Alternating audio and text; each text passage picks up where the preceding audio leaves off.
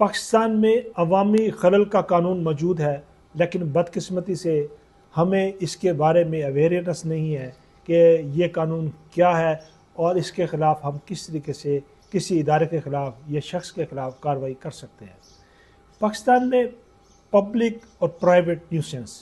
یعنی کہ ایک انفرادی مداخلت اور ایک اجتماعی مداخلت، یعنی کہ پرائیویٹ نیوسنس یعنی کہ اس سے مراد آپ یہ لیں گے کہ کسی شخص کے ساتھ کوئی نجی مداخلت کی جائے، وہ اس شخص کا، اس فرد کا معاملات متاثر ہو رہے ہوں، اسے ہم پرائیویٹ نیوسنس یعنی کہ پرائیویٹ مداخلت کہتے ہیں۔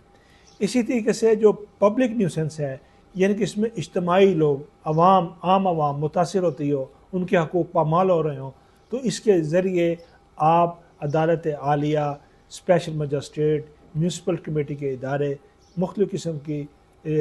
لوکل باڈیز، یہاں آپ رجوع کر ان کے خلاف کارروائی کر سکتے ہیں، یا ایسے نجی یا انفرادی یا اجتماعی جو خلل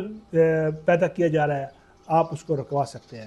جیسے کسی فیکٹری ایسی جگہ پر لگا دی جائے جس کا دھواں اور شور سے آپ متاثر ہوں، تو آپ اس کے خلاف بھی عدالت سے یا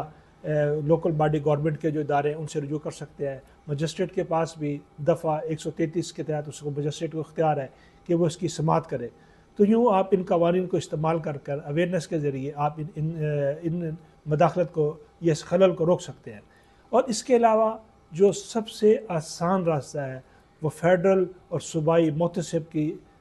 دفاتر ہیں، جہاں آپ بغیر وکیل کے درخواست دے کر ان معاملات کے ذریعے ان سے آسانی سے نمٹ سکتے ہیں۔ مثال کے طور پر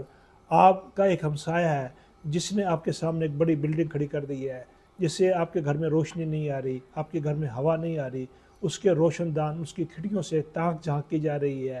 کوڑا کرکٹ ڈالا جا رہا ہے، تو اس کے خلاف بھی آپ صوبائی محتسب کو بھی درخواست دے سکتے ہیں، جو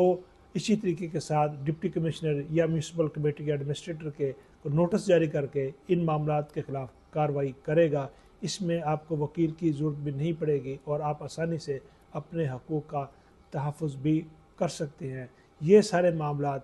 پبلک نیوسنس اور پرائیویٹ نیوسنس، عوامی خلل کے معاملات کی پبلک اویئرنیس ضروری ہے، ہمیں اپنے حقوق کا پتہ ہونا چاہیے۔